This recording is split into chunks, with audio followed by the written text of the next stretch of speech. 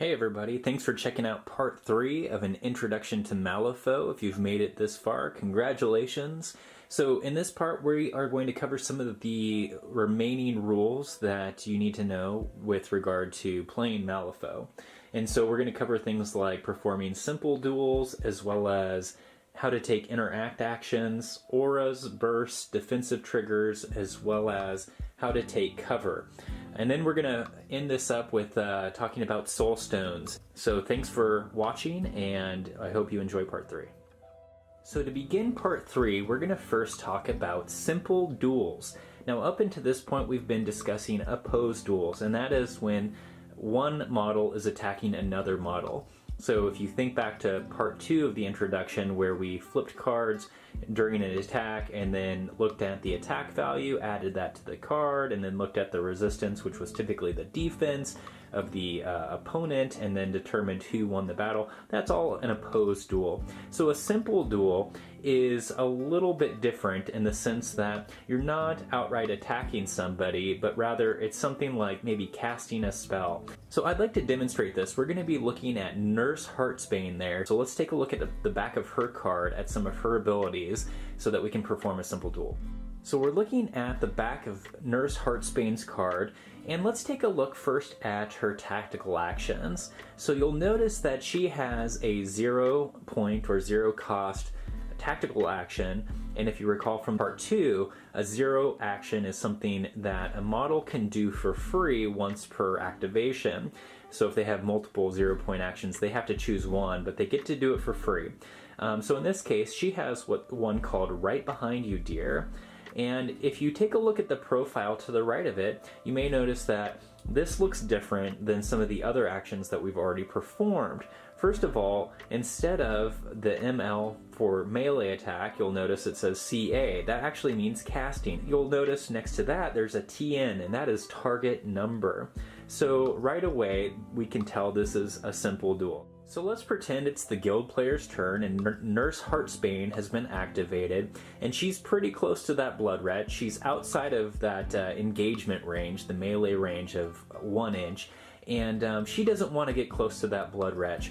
She wants to move away. So maybe the first thing she does on her turn is her free action of getting to perform that tactical action of Right Behind You, Dear. So what she wants to do is she is going to use her cast of 6. So you can see there on Right Behind You, Dear, the CA, a cast of 6. We are going to flip a card, and we are going to need to hit a target number of 14. So what we're going to do is we're going to draw a card, we're going to add it to that 6, and hope that it is 14 or higher. So Nurse Heartsbane flips a card, and she gets a 13 of masks. Now in this case, added to her 6 for her casting ability, that's a 19, and again we needed the target number of 14. We needed 14 or higher. So in this case, the power would go off and she would get to move 4 inches. So now that we know that her cast was successful, she met the target number of 14, if we look at the tactical action that she just performed, we'll see that there's actually another ability below it, and this is a trigger, and we learned about triggers in the last video. So let's take a closer look at the trigger to see if she has pulled this off. So if we look at the back of her card, under Right Behind You, Dear, we know that she has successfully cast this power, so she's going to be able to move 4 inches away for free. But below it, we see there's a trigger of Back to Bed. If the success of the cast was pulled off using a mask card, which currently she did, this ability is also kicked into play. So after succeeding, this model may immediately perform a 1 power attack action, or 1 point attack action. So in this case, she is able to move 4 inches and then perform an attack action, and this is for free. So she does not have to use her 2 actions to be able to pull off this attack action. So to do that, we would look at some of her attack actions from above, and you'll notice she has 2. She has Electroshock and Hold Still, Dear, and those both cost 1 point. So because of her Right Behind You, Dear ability, she's able to move 4 inches, and because the cast was done using a mask card, she's also able to perform one of those attack actions for free. So another thing to point out regarding a simple duel, such as the one we just demonstrated, is that you can cheat fate with it. So had the nurse there not drawn that 13, instead maybe a lower number, and didn't get the target number of 14, you can cheat that. You can play a card from your hand to make sure that power goes off. This might be particularly important if the nurse was really wanting to get that free attack. So maybe she got a 13 of crows, but it wasn't a mask, and so she wanted to successfully pass the test with a mask card. She could play one from her hand to ensure that that trigger went off. Now, since we're using Nurse Heartsbane as an example here for performing simple duels, we should also talk about another type of opposed duel. And again, an opposed duel is an action in which we are going to attack an opponent model. So let's take a look at her attack action, Hold Still Dear. Again, this is a 1-point action, so it costs her 1 of her actions to perform. So something to notice here is that it is another casting ability, and it also has a target number to which she needs to try to hit to pull off. But different from the simple duel we just demonstrated, there's actually a resistance here.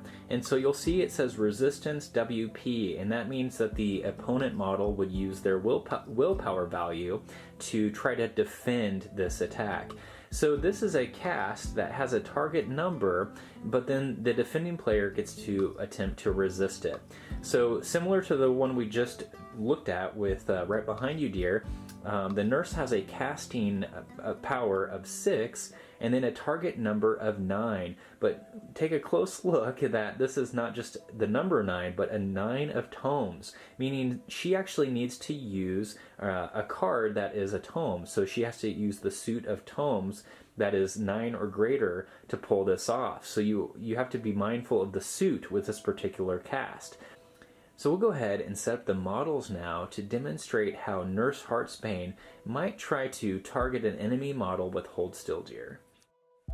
Okay, so we have Nurse Heartsbane set up next to the Blood Wretch, and Nurse Heartsbane has been activated, and she wants to cast Hold Still Dear.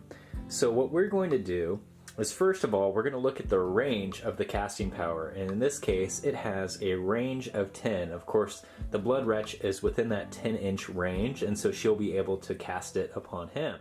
So Nurse Heartsbane is going to now try to cast Hold Still Dear.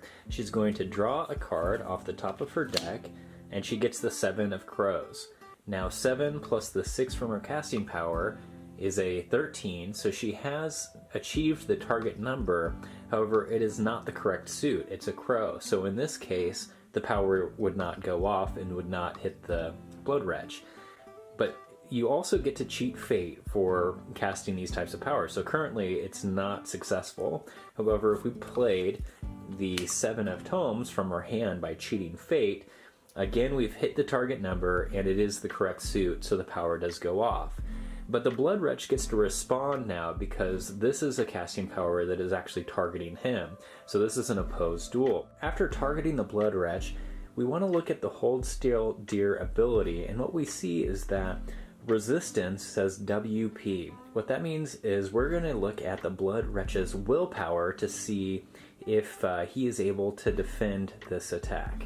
So taking a closer look at the Blood Wretch's card, we see that his willpower value is 5.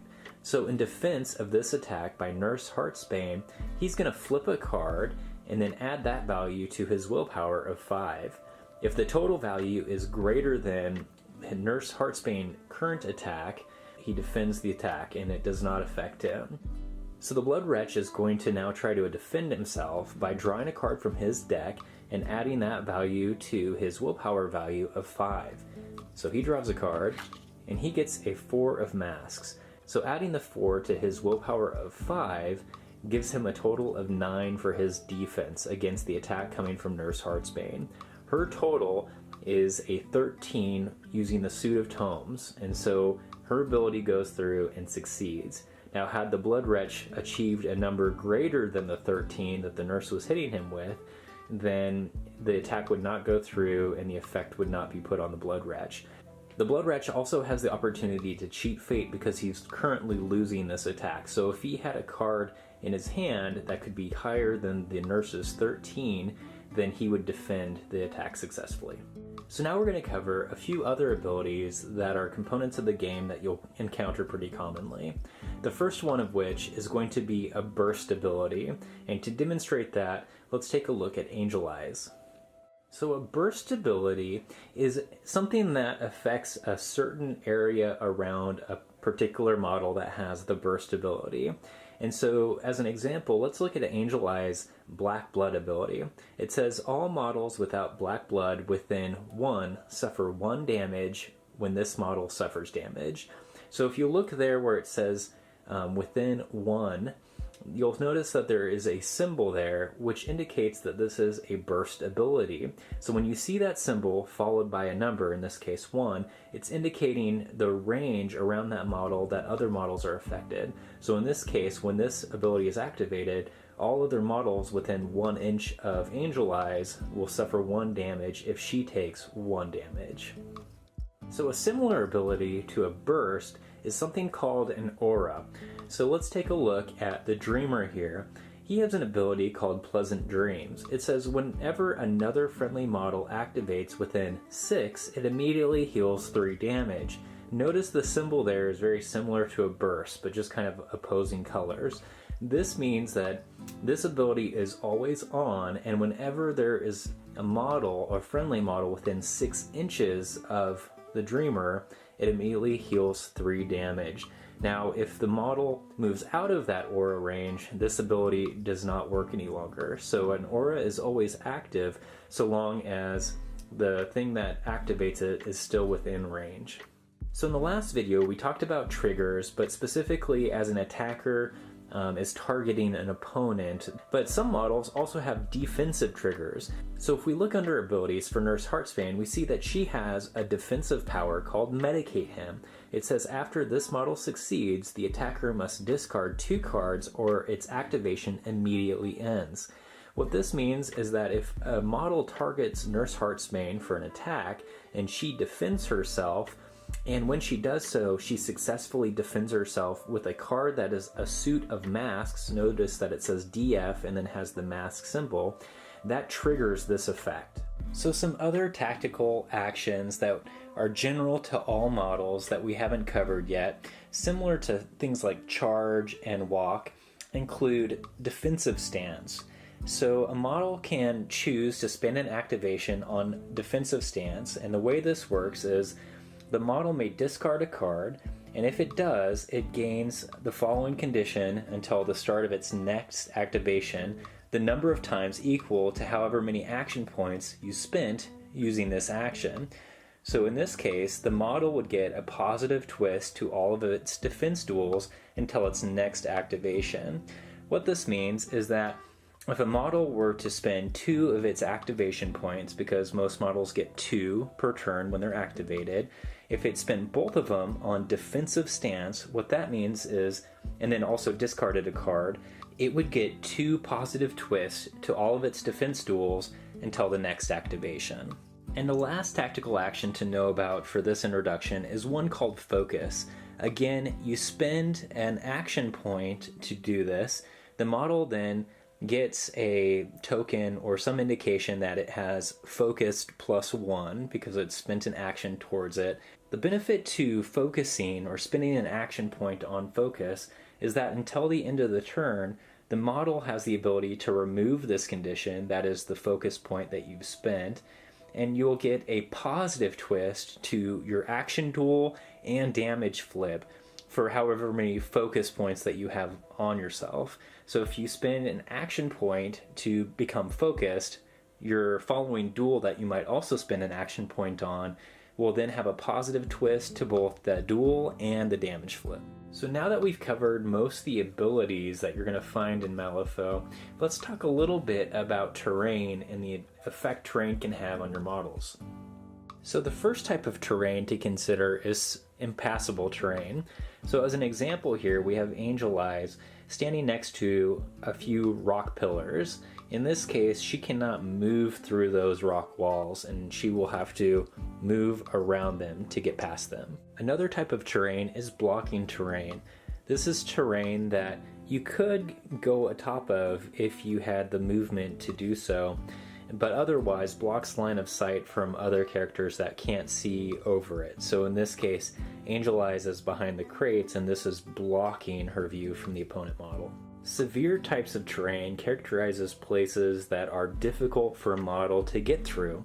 So in this case, if we look at Angel Eyes, she's walking on the deck, and if she started her activation there, let's say her walk distance is 5 for 5 inches, she would first step down into the swamp for about 1 inch, and then she would have 4 inches of movement. Now, to represent severe terrain, models moving through severe terrain must double their movement, meaning that although Angel Eyes has 4 inches of movement left in her walk, she's only going to be able to move 2 inches because she's going to have to use 2 inches for every 1 inch of movement.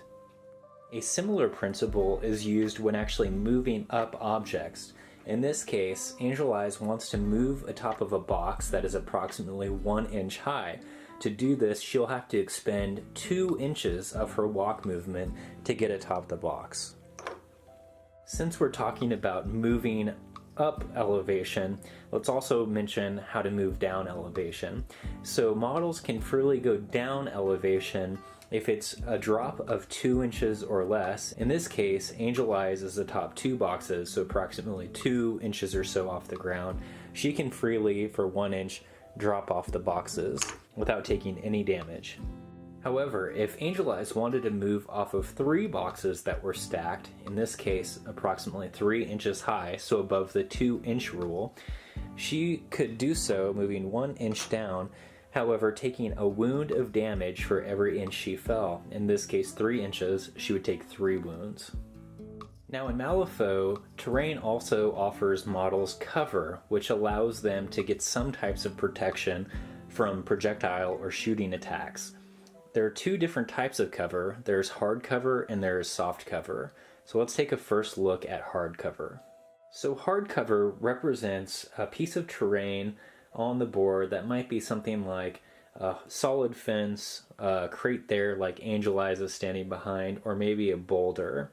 So when an enemy unit is targeting your model, if their line of sight would pass over any piece of terrain that might offer you hard cover or soft cover, then the defending model will gain some benefits in the subsequent attack. So for example, if Angel Eyes was targeting the orderly, because Angel Eyes' line of sight would pass over that crate there, which we would probably consider to be some kind of hard terrain or hard cover, during the attack that would take place, Angel Eyes would get a negative twist to both her attack flip as well as her damage flip should she succeed during the attack. The second type of cover is soft cover. Soft cover represents terrain on the board, things like bushes or bramble, stuff that you can see through, is not solid, but might provide some type of cover to the defending model. So in this case, if Angel Eyes again was attacking the orderly would likely get some soft cover. This does the same thing as hard cover as far as benefiting the defender, but instead, during the attack, Angel Eyes would only have a negative twist to her attack flip, not her damage flip. So since we have gone back to talking about shooting and cover, let's talk about one other aspect of shooting that you should know, and that is, can someone that has a projectile weapon shoot into an enemy that is engaged with one of your own models? The answer is yes, however this is risky. So let's take this setup that we have before us, and we have an orderly that's currently engaged with one of the blood wretches there on the right. On the left, we have the Scion of Black Blood, another model from the Neverborn team, and he's got a shotgun there, and he wants to shoot at the orderly on his activation. He is allowed to do so. However, because the Blood Wretch is engaged with the orderly, the Scion of Black Blood may end up shooting his own teammate. And the way this works is if the Scion of Black Blood targets the orderly for a shooting attack, the Neverborn player must draw a card for each of the models within 2 inches of the orderly. And what you're going to do is after you've drawn a card for each of the models within 2 inches of the orderly, including your own teammate, the Blood Wretch, the model that gets shot is actually the model that draws the lowest card. So in the current situation, if the Scion of Black Blood was to try to shoot the orderly, the Blood Wretch would draw a card, getting a 4 of masks, and then the orderly would draw a card, getting a 6 of rams, and because the Blood Wretch drew the lower card, the Blood Wretch would become the target of the shooting attack.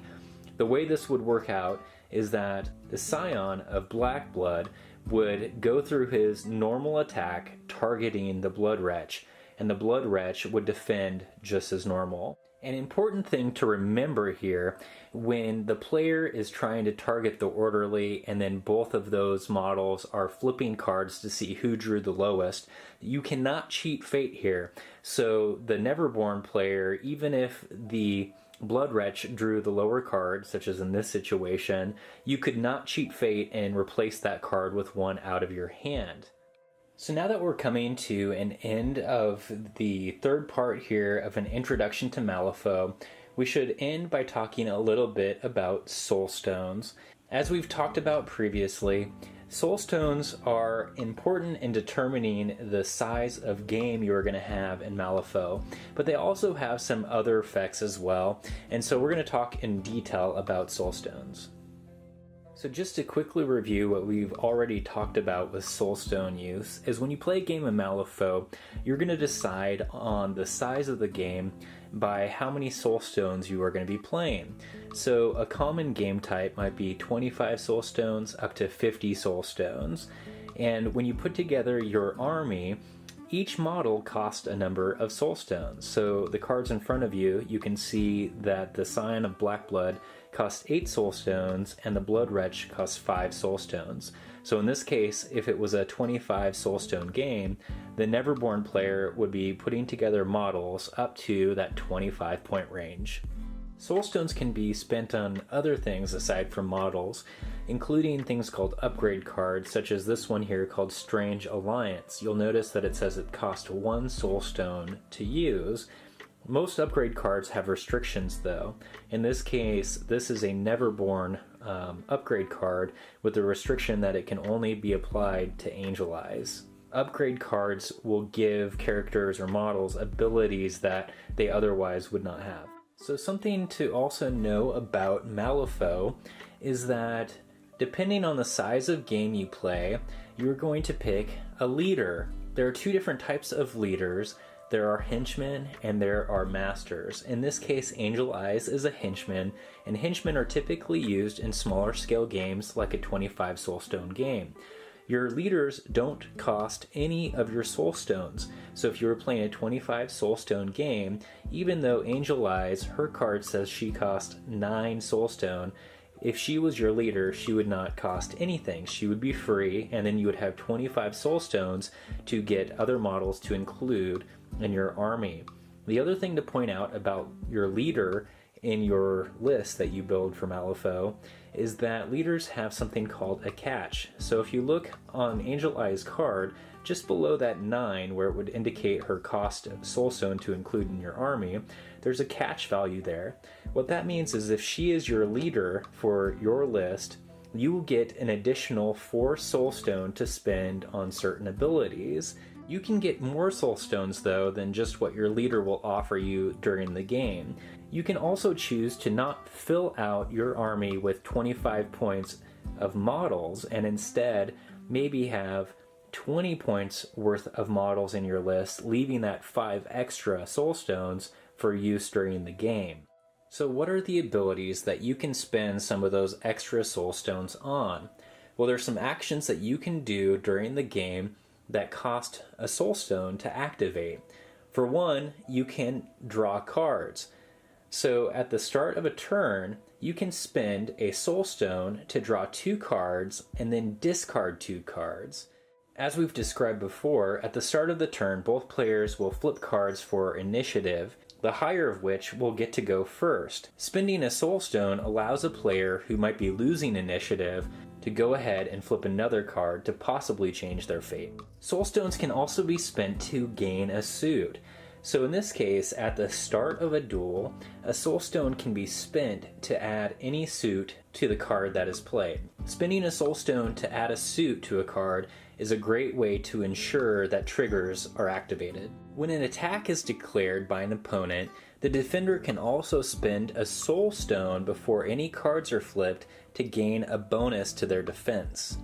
In this case, they would get a positive twist to their defense flip and also force their attacker to have a negative twist on their damage flip. Attacking players can also spend Soul Stones to boost their attack. So when attacking, a Soul Stone can be used to gain a positive twist to your attack flip. Now, because I've noted that both a defending player and an attacking player can spend Soul Stones to help their defense or attack, the order this occurs is that when an attack is declared, the defending player first gets to decide whether a Soul Stone will be spent to boost their defense, and then the attacking player can decide to use a Soul Stone to boost their attack.